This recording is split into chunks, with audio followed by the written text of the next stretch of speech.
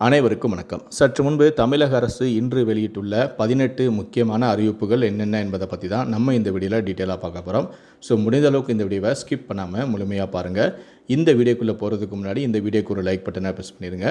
நீங்கள் இது வரைக்கும் இந்த சேனலை சப்ஸ்கிரைப் பண்ணாமல் இருந்தீங்கன்னா மறக்காமல் சப்ஸ்கிரைப் பண்ணிக்கோங்க. கூடவே அந்த பெல் சிம்லையும் மறக்காமல் கிளிக் பண்ணிக்கோங்க. சரி, வாங்க இப்போ நாம் வீடியோக்குள்ளே போகலாம். முதல் அறிவிப்பு: ஜூலை 24ஆம் தேதி 2340 ஆசிரியர் பணியிடங்களுக்கு பணி நியமன ஆணைகளை வழங்க உள்ளார் முதல்வர் என்று அமைச்சரான அன்பில் மகேஷ் தெரிவித்திருக்கிறார். 2011ஆம் ஆண்டுக்கு பின் இடைநிலை ஆசிரியர் பணி நியமனத்திற்கான ஆணைகளை வழங்க உள்ளார் முதல்வர் என்றும், ஜூலை 24ஆம் தேதி பள்ளி கல்வித்துறைக்கு பெருமைக்குரிய நாளாக அமையும் என்றும் அன்பில் மகேஷ் தெரிவித்திருக்கிறார். இரண்டாவது அறிவிப்பு: 3274 ஓட்டுநருடன் நடத்துனர் TCC பணியிடங்களுக்கு அரசு பஸ் tn-government.in என்ற இணையதளம் மூலம் கடந்த மார்ச் மாதம் விண்ணப்பங்கள் வரவேற்கப்பட்டன. இந்த ஓட்டுநர் நடத்துனர் பணிக்காக 25,000க்கும் மேற்பட்டவர்கள் விண்ணப்பித்துள்ள நிலையில் அவர்களுக்கான எழுத்துத் தேர்வு வரும் 27ஆம் தேதி நடைபெற உள்ளது. இந்த தேர்வுகள் சென்னையில் அண்ணா பல்கலைக்கழக வளாகம் உட்பட தமிழகம் முழுவதும் 15 மையங்களில் நடக்கிறது. இந்த தேர்வு எழுதுவதற்கான நுழைவுச் சீட்டு, ஹால் டிக்கெட் வரும் 21ஆம் தேதி முதல் பதிவிறக்கம் செய்து கொள்ளலாம் எனவும் அதிகாரிகள் தெரிவித்துள்ளனர். இந்த எழுத்துத் தேர்வுகள் முடிவடைந்த பின்னர் செய்முறை தேர்வுகள் நடைபெறும் எனவும் கூறப்பட்டுள்ளது. மூன்றாவது அறிவிப்பு: உள்ளாட்சி அமைப்புகளில் நியமன பதவிக்கு மாற்றுத்திறனாளிகள் விண்ணப்பிக்க அவகாசம் வழங்கப்பட்டுள்ளது. அதன்படி பேரூராட்சி, நகராட்சி, மாநகராட்சி பகுதிகளில் வசித்து வரும் தகுதியான மாற்றுத்திறனாளிகள் ஏற்கனவே வெளியிடப்பட்டுள்ள அறிவிக்கையின்படி தொடர்புடைய பேரூராட்சி, நகராட்சி, மாநகராட்சி ஆணையரிடம் வரும் 31ஆம் தேதி மாலை 3 மணி வரை விண்ணப்பம் செய்யலாம் எனவும் கூறப்பட்டுள்ளது. நான்காவது அறிவிப்பு: வார இறுதி நாட்களை முன்னிட்டு ஜூலை 18, 19 மற்றும் 20ஆம் தேதிகளில் 1055 சிறப்பு பேருந்துகள் இயக்கப்படும் என அரசு விரைவு போக்குவரத்து கழகம் அறிவித்திருந்தது. சென்னை கீழம்பாக்கத்திலிருந்து இன்று ஜூலை 19ஆம் தேதி 350 பேருந்துகளும், சென்னை கோயம்பேடிலிருந்து இன்று 55 பேருந்துகளும், மாதவரத்திலிருந்து இன்று 20 பேருந்துகளும் மற்றும் பெங்களூரு, திருப்பூர், ஈரோடு மற்றும் கோயம்புத்தூர் ஆகிய இடங்களிலிருந்தும் பல்வேறு இடங்களுக்கும் 200 சிறப்பு பேருந்துகளும் இயக்க திட்டமிடப்பட்டும் உள்ளது. மேலும் ஞாயிறு அன்று சொந்த ஊர்களிலிருந்து சென்னை மற்றும் பெங்களூரு திரும்ப வசதியாக பயணிகளின் தேவைக்கு ஏற்ப அனைத்து இடங்களிலிருந்தும் சிறப்பு பேருந்துகள் இயக்கிட திட்டமிடப்பட்டும் உள்ளது. ஐந்தாவது அறிவிப்பு: ஒருங்கிணைந்த குடிமைப் பணிகள் குரூப் 2 பணிகள். இந்த தேர்வில் தேர்வர்கள் பெற்ற மதிப்பெண்கள் மற்றும் தரவரிசை விவரங்கள் தேர்வாணைய இணையதளத்தில் வெளியிடப்பட்டுள்ளது. அறிவிக்கையில் அறிவிக்கப்பட்டுள்ள காலி பணியிடங்களை நிரப்புவதற்கான மூலச்சான்றிதழ்கள் சரிபார்ப்பு மற்றும் கலந்தாய்வு வருகிற 22ஆம் தேதி முதல் 24ஆம் தேதி வரை சென்னை பிராட்வேயில் உள்ள தமிழ்நாடு அரசு பணியாளர் தேர்வாணையம் அலுவலகத்தில் நடைபெற உள்ளது என TNPSC அறிவிப்பொன்றையும் வெளியிட்டுள்ளது. ஆறாவது அறிவிப்பு: தெற்கு ஆந்திரா மற்றும் அதனை ஒட்டியுள்ள பகுதிகளில் மேல் ஒரு வளிமண்டல கீழடுக்கு சுழற்சி நிலவுகிறது. தென்னிந்திய பகுதிகளில் மேல் ஒரு வளிமண்டல மேடுக்கு சுழற்சி நிலவுகிறது. மேலும் மேற்கு திசை காற்றின் வேக மாறுபாடு காரணமாக 19 மற்றும் 20ஆம் தேதிகளில் தமிழகத்தில் ஒரு சில இடங்களிலும், புதுவை மற்றும் காரைக்கால் பகுதிகளிலும் இடி மின்னலுடன் கூடிய லேசான முதல் மிதமான மழை பெய்யக்கூடும். ஓரிரு இடங்களில் பலத்த தரைக்காற்றானது மணிக்கு 40 முதல் 50 கிலோமீட்டர் வேகத்திலும் வீசக்கூடும்.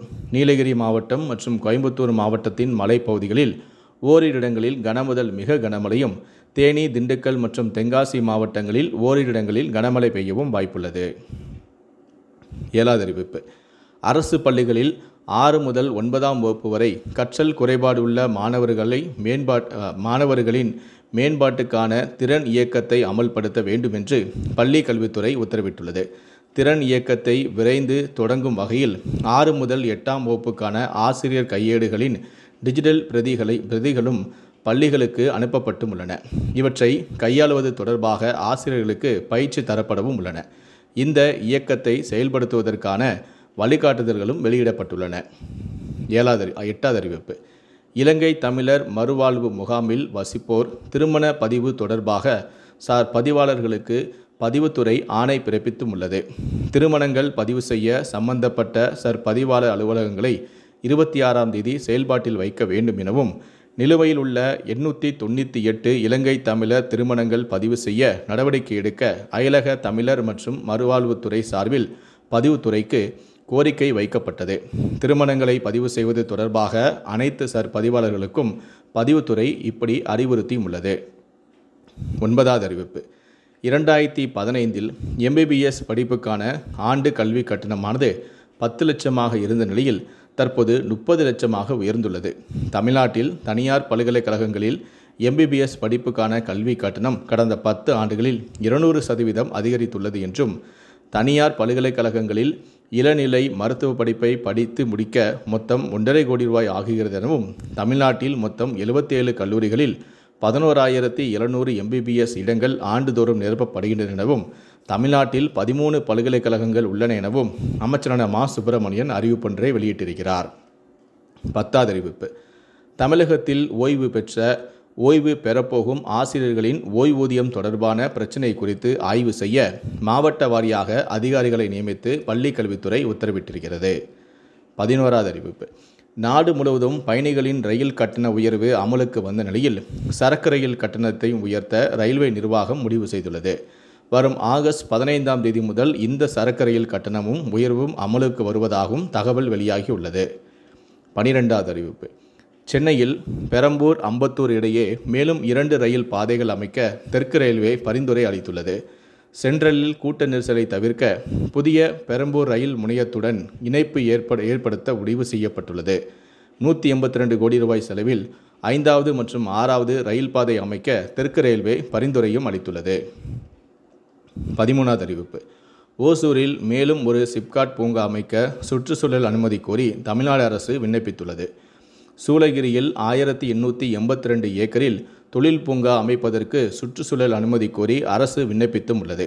1003 கோடி ரூபாய் முதலீட்டில் அமைய உள்ள இந்த தொழில் பூங்கா மூலம் 14,000 பேருக்கு வேலைவாய்ப்பும் கிடைக்கும். 14வது அறிவிப்பு.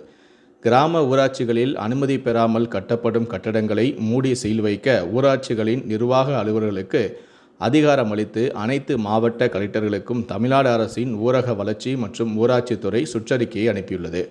அனுமதியின்றி கட்டப்படும் கட்டுமானங்களை நேரடியாக ஆய்வு செய்ய வேண்டும் எனவும் தமிழக அரசு உத்தரவிட்டிருக்கிறது. 15வது அறிவிப்பு. நெட் தேர்வு முடிவுகள் ஜூலை 22ஆம் தேதி வெளியிடப்படும் என்று தேசிய தேர்வு முகமை அறிவித்திருக்கிறது. ஜூன் மாதம் நடைபெற்ற UGC நெட் தேர்வின் முடிவுகள் அடுத்த வாரம் வெளியாகிறது. 16வது அறிவிப்பு. உயர்கல்வித்துறையின் கட்டுப்பாட்டில் உள்ள பல்கலைக்கழகங்கள் மற்றும் கல்லூரிகளின் கட்டுமானம் பராமரிப்பு பணிகளை பொதுப்பணித்துறையே இனி நேரடியாக மேற்கொள்ளும் என தமிழ்நாடு அரசு அரசாணையை வெளியிட்டுள்ளது. 17வது அறிவிப்பு. 5 வயதுக்குள் ஆதார் பெற்ற குழந்தைகள் 7 வயதை கடந்த பிறகு கைரேகை மற்றும் கருவிழி பதிவை புதுப்பிக்க வேண்டும் எனவும், பயோமெட்ரிக் விவரங்களை புதுப்பிக்கவில்லை எனில் ஆதார் செயலிழக்கும் எனவும் ஆதார் ஆணையம் தெரிவித்துள்ளது. கடைசியாக 18வது அறிவிப்பு. சென்னை, கோவை, தஞ்சாவூர், மதுரை ஆகிய 4 மருத்துவக் கல்லூரி மருத்துவமனைகளில் அதிநவீன மருந்தியல் பரிசோதனை ஆய்வகங்கள் அமைப்பதற்கான அரசாணை வெளியிடப்பட்டுள்ளது. ஆய்வகங்களில் மருந்தின் தன்மை மற்றும் அதன் வீரியம் குறித்து ஆய்வு செய்யும் பணிகளும், நோயாளிகளுக்கு எந்த அளவு அவை பலனளிக்கிறது என்பது தொடர்பாக மதிப்பீடு செய்யும் நடவடிக்கைகளும் மேற்கொள்ளப்படும். இந்த 18 அறிவிப்புகளை பற்றிய உங்களுடைய கருத்துக்களை கீழே இருக்கக்கூடிய கமெண்ட் செக்ஷனில் மறக்காமல் சொல்லுங்கள். முடிந்த அளவுக்கு இந்த வீடியோவை மற்றவங்களுக்கும் ஷேர் பண்ணுங்கள். மேலும் இது போன்ற பல வீடியோக்களை நீங்கள் பார்க்கணும் அப்படின்னு நினச்சிங்கன்னா மறக்காமல் நீங்கள் சப்ஸ்கிரைப் பண்ணுங்கள். கூடவே அந்த பெல் சிம்பளையும் மறக்காமல் கிளிக் பண்ணுங்கள். நன்றி, வணக்கம்.